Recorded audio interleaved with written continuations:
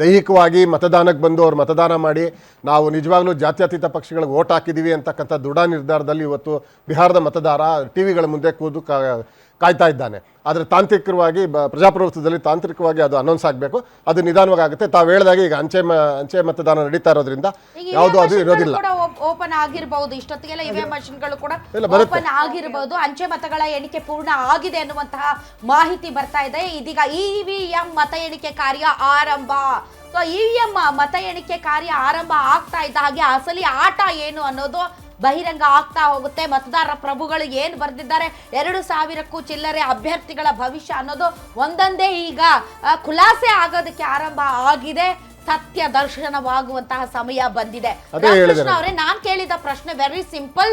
ನೀವು ಕಾಂಗ್ರೆಸ್ನವರು ಕಳೆದ ಬಾರಿಗಿಂತ ಒಳ್ಳೆ ಪರ್ಫಾರ್ಮೆನ್ಸ್ ತೋರಿಸ್ತೀರಾ ಅಥವಾ ಕಳೆದ ಬಾರಿಗಿಂತ ಕಳಪೆ ಪರ್ಫಾರ್ಮೆನ್ಸ್ ಅನ್ನುವಂತಹ ಏನು ಚುನಾವಣೋತ್ತರ ಸಮೀಕ್ಷೆಗಳ ವರದಿ ಇದೆ ಅದಕ್ಕೆ ಒಪ್ಕೊಳ್ತೀರಾ ಅಥವಾ ತಾವು ಎಷ್ಟರ ಮಟ್ಟಿಗೆ ಈ ಬಾರಿ ತಮ್ಮ ಸೀಟ್ಸ್ ಗಳನ್ನ ಹೆಚ್ಚಿಗೆ ಮಾಡ್ಕೊಳ್ಬಹುದು ಅಂತ? ಅದು ಸತ್ಯ. ಇವಾಗ ಮಹಾಗಠಬಂಧನ್ ಅಧಿಕಾರಕ್ಕೆ ತರಬೇಕು ಅಂತ ಅದನ್ನೇನೇ ಇದ್ರೂ ಕೂಡ ಸೀಟ್ ಹೆಚ್ಚಿಗೆ ಮಾಡ್ತದ್ದಾಗಲಿ ಕಡಿಮೆ ಮಾಡ್ತಕ್ಕಂಥದ್ದಾಗಲಿ ಮತದಾರ ಆಲ್ರೆಡಿ ತೀರ್ಮಾನ ಮಾಡಿದ್ದಾನೆ. ಮಹಾಗಠಬಂಧನ್ ಅಧಿಕಾರ ಬರ್ತಕ್ಕಂಥದ್ದು ನಿಜ. ಅದರಲ್ಲಿ ಕಾಂಗ್ರೆಸ್ ಕೂಡ ಇದೆ. ನಾವು ಕಾಂಗ್ರೆಸ್ ಬೇರೆ ಇಲ್ಲ ಇವರು ತೇಜಸ್ವಿ ಅವ್ರು ಬೇರೆ ಅಂತ ಹೇಳೋದಿಲ್ಲ. ನಾವು ಈ ಸರ್ಕಾರವನ್ನ ಆಡಳಿತಕ್ಕೆ ತರ್ತೇವೆ. ಇಲ್ದಿದ್ರೆ ನಿಮ್ ಚಿಹ್ನೆ ಮೇಲೆ ನೀವ್ ಯಾಕೆ ಸ್ಪರ್ಧೆ ಮಾಡ್ತೀರಿ? ನಾವು ಅಲಯನ್ಸ್ ಅಂತಾನೆ ಹೇಳಿದೀವಿ. ಇದು ಕಾಂಗ್ರೆಸ್ ಪಾರ್ಟಿ ಅಂತ ಹೇಳಿಲ್ಲ ನಾವು. ನೋಡಿ, ಒಂದ್ ಕಾಲದಲ್ಲಿ ಅವ್ರು NDA ಇದ್ದಾಗ ಅದ್ರಲ್ಲಿ ವಾಜಪೇಯಿ ಅಂತವ್ರು ಇದ್ರು. ಈಗಿರೋದು ಏನ್ ಗೊತ್ತಾ, ಎವ್ರಿಥಿಂಗ್ ವಿನಾಶ್ ಮೋದಿ ಘಟಬಂಧನ್ ಇರೋದಿದು. ಅದೆಲ್ಲ ಹಾಗಾಗಿ ಮತ ಕೊಟ್ರೆ ನಾವೇನು ಮಾಡಕ್ಕಾಗಲ್ಲ. ರಾಮಕೃಷ್ಣ ಅವರೇ, ನಾನ್ ಕೇಳಿದ ಪ್ರಶ್ನೆ ನೀವು ಬಿಹಾರದಲ್ಲಿ ನಾನು RJD ಪರ್ಫಾರ್ಮೆನ್ಸ್ ಮೇಲೆ ನಿಮ್ ಪರ್ಫಾರ್ಮೆನ್ಸ್ ಲೆಕ್ಕಾಚಾರ ಹೇಳಿ ಅಂತ ನಾನು ಹೇಳ್ತಾ ಇಲ್ಲ. ಆಸ್ ಅ ಕಾಂಗ್ರೆಸ್ ಪಾರ್ಟಿ ನಿಮ್ ಪರ್ಫಾರ್ಮೆನ್ಸ್ ಹೇಗಿರುತ್ತೆ, ಎಷ್ಟು ತಮ್ಮ ಆಂತರಿಕ ಸಮೀಕ್ಷೆಯಲ್ಲಿ ಕಾಂಗ್ರೆಸ್ ಎಷ್ಟು ಸ್ಥಾನಗಳಿಂದ ಗೆಲ್ಲುತ್ತೆ ಅನ್ನೋದು ಲೆಕ್ಕಾಚಾರ. ಯಾವ ಭರವಸೆ ಮೇಲೆ ತಾವಿವತ್ತು ಸ್ಟುಡಿಯೋಗೆ ಬಂದಿದ್ದೀರಿ? ಅದೇ ಹೇಳ್ತಾ ಇದ್ದೀನಿ. ನಾನು ಕಳೆದ ಬಾರಿಗಿಂತ ಹೆಚ್ಚು ತೆಗೆದುಕೊಳ್ತೇವೆ ಅಂತಕ್ಕಂಥದ್ದು ಒಂದು ನಿಜ. ಅದರ ಸರ್ಕಾರವನ್ನು ರಚಿಸ್ತೇವೆ ಅಂತಕ್ಕಂಥದ್ದು ಎರಡನೇ ನಿಜ. ಆದರೆ ಅಲ್ಲಿ ಆ ಸರ್ಕಾರದಲ್ಲಿ ಯಾವ ಪಾತ್ರ ವಹಿಸಬೇಕು ಅಂತಕ್ಕಂಥದ್ದನ್ನ ವರಿಷ್ಠರು ತೀರ್ಮಾನ ತಗೊಳ್ತಕ್ಕಂಥದ್ದು ನಿಜ. ಬಿಹಾರದ ಜನತೆಗೆ ನಾವು ಸಿಹಿ ಸುದ್ದಿಯನ್ನು ಕೊಡ್ತಾ ಇದ್ದೀವಿ. ಈಗ ಆಲ್ರೆಡಿ ತೀರ್ಮಾನ ತಗೊಳ್ಳಬೇಕಾದವರು ಆಲ್ರೆಡಿ RJDಯ ತೇಜಸ್ವಿ ಯಾದವ್ಗೆ ತಲೆಬಾಗಿದ್ದಾರೆ. ಸ್ವಾಮಿ, ನೀವು ಮುಂದಕ್ಕೆ ಹೋಗಿ ನಾವು ಇಟ್ಕೊಂಡು ನಿಮ್ಗೆ ಸಪೋರ್ಟ್ ಮಾಡ್ತೀವಿ ಅಂತ. ಹೀಗಾಗಿ ಅಲ್ಲಿ ದೇಶದಲ್ಲಿ ಕಡಿಮೆ ಸೀಟ್ ತಗೊಂಡಿರ್ತಕ್ಕಂಥವ್ರು ಮುಖ್ಯಮಂತ್ರಿಗಳಾಗಿದ್ದಾರೆ, ಜಾಸ್ತಿ ಸೀಟ್ ತಗೊಂಡಿದ್ದಂಥವ್ರು ಮುಖ್ಯಮಂತ್ರಿಗಳಾಗಿದ್ದಾರೆ. ಅದನ್ನ ನೀವು ಅದನ್ನ ನೋಡಿ, ಕೌಂಟಿಂಗ್ ಮುಗಿದ ಮೇಲೆ ಏನಾಗುತ್ತೆ ಅಂತಕ್ಕಂಥದ್ದನ್ನ ರಾಜಕೀಯದಲ್ಲಿ ಹೀಗೆ ಆಗುತ್ತೆ ಹಾಗೆ ಆಗುತ್ತೆ ಅಂತಕ್ಕಂಥದ್ದು ಹೇಳಲ್ಲ. ರಾಮಕೃಷ್ಣ ಅವರೇ, ಬೆಗುಸರಾಯಲ್ಲಿ ಹೋಗಿ ಮೀನ್ ಹಿಡಿದ್ರಲ್ಲ ರಾಹುಲ್ ಗಾಂಧಿ ಅವರು ಕೊಳದಲ್ಲಿ ಧುಮ್ಕಿ, ಹಂಗೆ ಮೀನ್ ಹಿಡಿಯಕ್ಕಾಗಲ್ಲ ನೀವು ಬಿಹಾರದಲ್ಲಿ.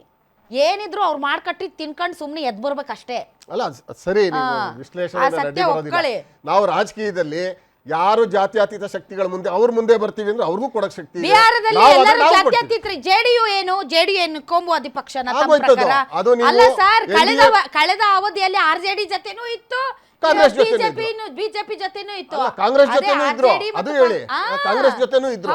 ಹಾಗಾಗಿ ನೀವು ಅವ್ರನ್ನ ಅದೇನೋ ಹೇಳ್ತಾರಲ್ಲ, ಆ ಪಾರ್ಟಿನ ಹೋಲಿಕೆ ಮಾಡೋದಕ್ಕಾಗಲ್ಲ. ನಾವು ನಮ್ಮ ಸಿದ್ಧಾಂತದ ಮೇಲೆ ಇದೀವಿ.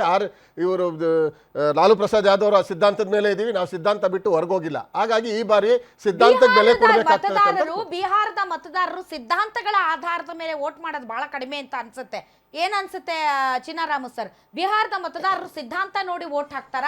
ಬಿಹಾರದಲ್ಲಿ ಎಲೆಕ್ಷನ್ಗೆ ತುಂಬಾ ಕೀ ಫ್ಯಾಕ್ಟರ್ಸು ಜಾತಿ, ಅಲ್ಲಿರುವಂತಹ ಸಮಸ್ಯೆಗಳು, ಬಿಹಾರದಲ್ಲಿರುವಂತಹ ಬಿಹಾರದ ಜನ, ಬಿಹಾರದ ಆಡಳಿತ, ಬಿಹಾರದ ನಿರುದ್ಯೋಗ, ಬಿಹಾರದ ಜನ ಎದುರಿಸ್ತಾ ಇರುವಂತಹ ಸಮಸ್ಯೆಗಳು, ಆ ಪಲಾಯನದ ರೀತಿಯ ಕೆಲವೊಂದು ವಿಚಾರಗಳ ಭಾವನಾತ್ಮಕ ವಿಚಾರಗಳು, ಅವು ಬಿಟ್ರೆ ಅಲ್ಲಿ ಸಿದ್ಧಾಂತ ವರ್ಕೌಟ್ ಆಗುತ್ತಾ? ಹಿಂದೂ ಮುಸ್ಲಿಂ ಐಡಿಯಾಲಜಿ, ಅದು ಇದು ಕೋಮುವಾದಿ, ಜಾತ್ಯತೀತ, ಸಮಾಜವಾದಿ, ಅಲ್ಲಿ ನೋಡೋದು ಒಂದೇನೆ. ಅಭಿವೃದ್ಧಿ ಆಗ್ಬೇಕಾದಂತ ದಿನಗಳು ಮುಂದೆ ಬರ್ತಾ ಇದಾವೆ. ಆ ಒಂದು ಪಕ್ಷಗಳ ಹಿಂದಿನ ದಿನಗಳಲ್ಲೂ ಅಭಿವೃದ್ಧಿ ಆಗಿದಾವೆ. ಹಿಂದಿನ ದಿನಗಳಲ್ಲೂ ಅಭಿವೃದ್ಧಿ ಆಗಿರೋದಕ್ಕೆ ಇವತ್ತು 20 ವರ್ಷದಿಂದ ಮುಖ್ಯಮಂತ್ರಿ ಆಗಿ ಅವರು ಕೆಲಸ ಮಾಡ್ತಾ ಇರ್ತಾರೆ.